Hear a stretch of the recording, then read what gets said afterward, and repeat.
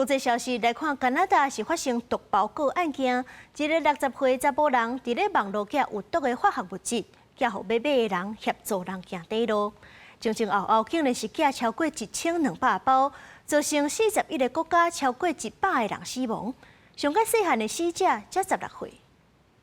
反映外口受害者家屬互相攬調的，因總算等到加拿大檢方起訴害死因囡仔的嫌犯。這件毒包裹案件佇2023年爆出來，60歲加拿大前工程師兼總部師肯尼斯勞，自2020年開始，佇網絡頂的網絡論壇找想要自殺的對象，為致命的化學物質福因國家使用說明。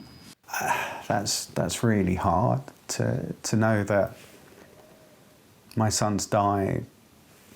There's a clear link with law. He knew what he was doing when he sent my son a suicide kit.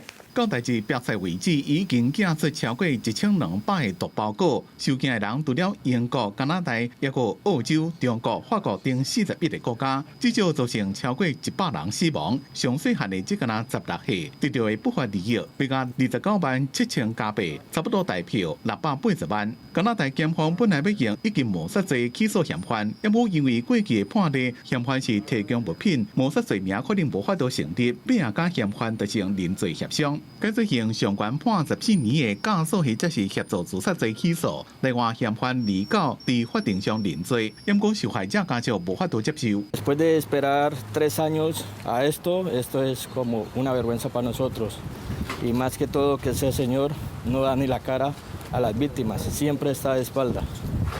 Es algo muy doloroso para mí.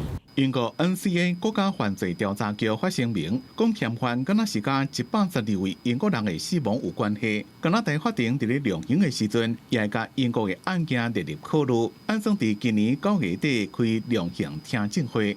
公視新聞，但是董編輯。